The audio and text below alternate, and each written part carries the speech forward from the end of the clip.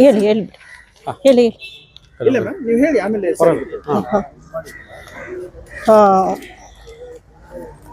ತಮಗೆಲ್ಲ ಗೊತ್ತಿರೋಂಗೆ ಡಿಸೆಂಬರ್ 20ಕ್ಕೆ ಕೋಗಿಲು ಬಡಾವಣೆಯಲ್ಲಿ ಇಲ್ಲಿಗಲ್ ಆಗಿ ಡೆಮಾಲಿಷನ್ ಮಾಡಿದ್ರು ಒಂದು 300 ಮನೆಗಳನ್ನು. ಆ ಡೆಮಾಲಿಷನ್ ಮಾಡುವಂಥ ಸಂದರ್ಭದಲ್ಲಿ ಯಾವುದೇ ರೀತಿ ಅಲ್ಲಿನ ಒಂದು ವಾಸ ಮಾಡುವಂಥವ್ರಿಗೆ ಯಾವುದೇ ರೀತಿ ಒಂದು ನೋಟಿಸ್ಗಳನ್ನು ಕೊಡದೆ ಇದ್ದಕ್ಕಿದ್ದಂಗೆ ಡೆಮಾಲಿಷನ್ ಮಾಡಿ ಬೆಳಿಗ್ಗೆ 4-4:15 ಗಂಟೆಗೆ ಎಲ್ಲ ಪವರ್ಗಳನ್ನೆಲ್ಲ ಕಟ್ ಮಾಡಿಸಿ ಹಿಂದಿನ ದಿನವೇ ಬೆಳಿಗ್ಗೆ 4-4:15ಗೆ ಹೋಗಿ ಅವ್ರದ್ದು ಮನೆಗಳನ್ನೆಲ್ಲ ಧ್ವಂಸ ಮಾಡಿದ್ರು. ಅದು ಎಷ್ಟು ಕೆಟ್ಟ ಹೀನಾಯ ಸ್ಥಿತಿಯಲ್ಲಿತ್ತು ಅಂತ ಹೇಳಿದ್ರೆ ಯಾರಿಗೆ ನೋಡಿದ್ರು ಅದು ತುಂಬ ಮನ ಕುಲ್ಕೊಂತಿತ್ತು ಆ ಒಂದು ದೃಶ್ಯಗಳನ್ನು ನೋಡಿದಾಗ. ನಾವು ನೆಕ್ಸ್ಟ್ ಡೇನೇ ಹೋಗ್ಬಿಟ್ಟು ಅಲ್ಲಿನ ಒಂದು ಎಲ್ಲ ಪರಿಸ್ಥಿತಿಯನ್ನು ವೀಕ್ಷಣೆ ಮಾಡಿ ಅಲ್ಲಿರ್ತಕ್ಕಂಥ ಆಕ್ಯುಪೆಂಟ್ಸ್ ಜೊತೆ ಎಲ್ಲ ಮಾತಾಡಿದ ಮೇಲೆ ಗೊತ್ತಾಯಿತು ನಮಗೆಲ್ಲ ಹಕ್ಕುಪತ್ರಗಳಿದೆ, ಆಧಾರ್ ಕಾರ್ಡ್ ಇದೆ, ರೇಷನ್ ಕಾರ್ಡ್ ಇದೆ, ವೋಟರ್ಸ್ ಐ ಡಿ ಇದೆ, ಎಲ್ಲ ಇದೆ ನಮಗೆ. ಆದ್ರೂ ಇದ್ದಕ್ಕಿದ್ದಂಗೆ ಬಂದು ನಮ್ಮ ಗಮನಕ್ಕೆ ತರದೆ ಇಲ್ಲೆಲ್ಲ ಮನೆಗಳನ್ನೆಲ್ಲ ಧ್ವಂಸ ಮಾಡಿಬಿಟ್ಟು ಹೋಗಿದ್ದಾರೆ ಅಂತ. ನಾವು ನೆಕ್ಸ್ಟ್ ಡೇನೇ ಬಂದು ನರಸಿಂಹಮೂರ್ತಿ ಸರ್ ಇವರು ಮಾನವ ಹಕ್ಕುಗಳ ಆಯೋಗಕ್ಕೆ ಒಂದು ಕಂಪ್ಲೇಂಟನ್ನು ಕೊಟ್ಟರು.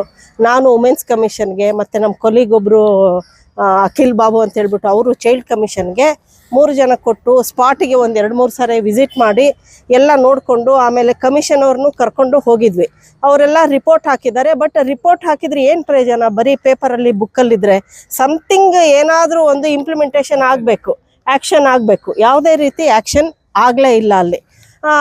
ಹಾಗಾಗ್ಬಿಟ್ಟು ಇನ್ನೂ ಅವರೆಲ್ಲ ಬೀದಿಯಲ್ಲೇ ಇದ್ದಾರೆ. ಒಂದು ಕುಡಿಯೋಕ್ಕೆ ನೀರು ಇದೆಯೋ ಇಲ್ಲೋ, ಅವ್ರಿಗೆ ಏನು ಹಾಸಿಗೆ ಇದೆಯೋ ಇಲ್ಲೋ, ಆಮೇಲೆ ಊಟ ಇದೆಯೋ ಇಲ್ಲೋ. ಎಲ್ಲರೂ ಅವಾಗಂತೂ ತುಂಬ ಡಿಸೆಂಬರಲ್ಲಿ ಸಿಕ್ಕಾಪಟ್ಟೆ ಚಳಿಗಾಲ, ಈಗ ತುಂಬ ಬೇಸಿಗೆಗಾಲ. ಒಂದು 10 ನಿಮಿಷನೂ ಈಗ ಹೊರಗಡೆ ಇರೋಕ್ಕಾಗ್ತಾ ಇಲ್ಲ. ಅಂಥದ್ರಲ್ಲಿ ಅವರೆಲ್ಲ ಹೊರಗಡೆನೇ ಇದ್ದಾರೆ. ಅದಕ್ಕಾಗಿಯೇ ಇವರು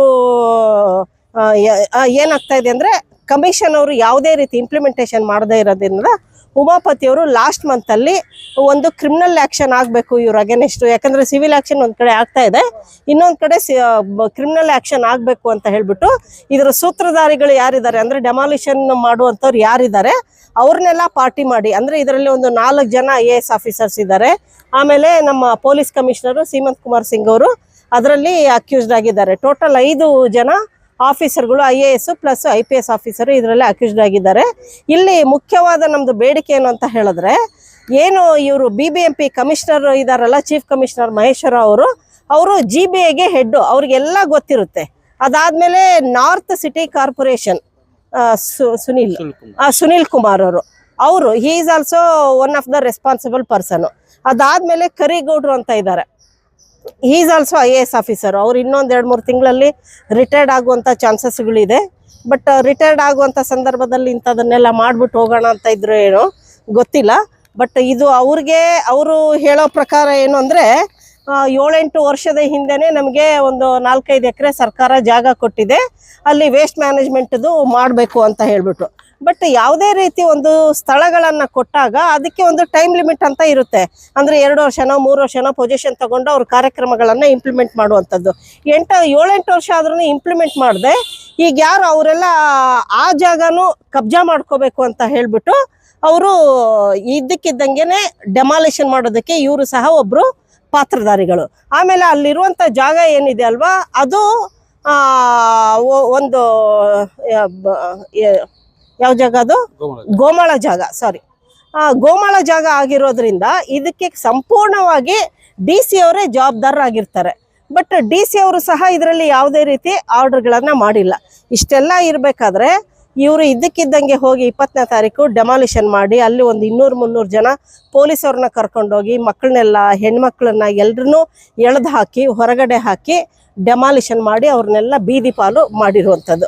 ಅದಕ್ಕಾಗಿಯೇ ಈಗ ಯಾರು ಇಲ್ಲಿಗಲಾಗ ಮಾಡಿದಾರೋ ಅವ್ರಿಗೆ ಒಂದು ಕ್ರಿಮಿನಲ್ ಆ್ಯಕ್ಷನ್ ಆಗಬೇಕು ಅಂತ ಹೇಳ್ಬಿಟ್ಟು ಉಮಾಪತಿಯವರು ಲಾಸ್ಟ್ ಮಂತಲ್ಲಿ ಒಂದು PCR ಫೈಲ್ ಮಾಡಿದ್ದೀವಿ. ಸುಮಾರು ಸೆಕ್ಷನ್ಸ್ಗಳೆಲ್ಲ ಅಟ್ರಾಕ್ಟ್ ಆಗುತ್ತೆ. ಅದು ಈ ಒಂದು ಫೆಬ್ರವರಿ ಮಂತಲ್ಲಿ ಒಂದು ಏನೋ ಆದೇಶ ಆಗಿದೆ. ಅಂದರೆ ಇವರೆಲ್ಲ ಅಕ್ಯೂಸ್ಡ್ಗಳು 5 ಜನ ಏನಿದಾರಲ್ಲ ಅವ್ರ ಕಡೆಯಿಂದ ರಿಪೋರ್ಟ್ ಕಾಲ್ಫರ್ ಮಾಡಿದ್ದಾರೆ. ಆ ರಿಪೋರ್ಟು ಅಲ್ಲಿ ಏನೇನಾಗಿದೆ ಅಂತ ಹೇಳ್ಬಿಟ್ಟು ಅವರು ಡೀಟೇಲಾಗಿ ತಂದು ಕೊಡಬೇಕಾಗಿದೆ.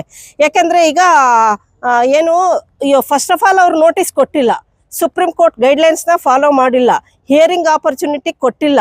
ಅಂದರೆ ಬುಲ್ಡೋಜರ್ ಕಲ್ಚರ್ ಇಲ್ಲಿ ಆಗ್ತಾ ಇದೆ. ಉತ್ತರ ಪ್ರದೇಶದಲ್ಲಿ ಒಂದೇ ಆಗ್ತಾ ಇತ್ತು, ಈಗ ಇಲ್ಲಿನೂ ಆಗ್ತಾ ಇದೆ. ಆ ಒಂದು ಬುಲ್ಡೋಜರ್ ಕಲ್ಚರ್ನ ತಪ್ಪಿಸ್ಬೇಕಂತಾನೆ ಸುಪ್ರೀಂ ಕೋರ್ಟ್ಗಳೆಲ್ಲ ಆದೇಶಗಳನ್ನ ಮಾಡಿರುವಂಥದ್ದು. ಈಗ ಅವ್ರು ಅದಕ್ಕೂ ಮೀರಿ ಮಾಡ್ತಾ ಇದ್ದಾರೆ. ಅಂದ್ರೆ ಸುಪ್ರೀಂ ಕೋರ್ಟ್ ಆದೇಶನೇ ಪಾಲನೆ ಮಾಡ್ತಾ ಇಲ್ಲ ಅಂತ ಹೇಳಿದ್ರೆ ಅವರೆಲ್ಲ ಬಡವರು ಯಾವ ಕೋರ್ಟ್ಗಳಿಗೆ ಅವ್ರು ಹೋಗಕ್ಕಾಗುತ್ತೆ? ಅವ್ರ ಮಾತು ಯಾರು ಕೇಳ್ತಾರೆ? ಅದಕ್ಕಾಗಿನೇ ಈ ಕ್ರಿಮಿನಲ್ ಆಕ್ಷನ್ ಆಗೋದಕ್ಕೆ ನಾವು ಇವತ್ತು ಒಂದು ಏನು PCR ಫೈಲ್ ಮಾಡಿ ಅದ್ರ ಬಗ್ಗೆ ಒಂದು ಆದೇಶ ಆಗಬೇಕು ಅಂತ ಹೇಳ್ಬಿಟ್ಟು ಕೂತ್ಕೊಂಡಿದ್ವಿ. ಈಗ ರಿಪೋರ್ಟ್ ಕಾಲ್ ಫಾರ್ ಮಾಡಿದ್ದಾರೆ.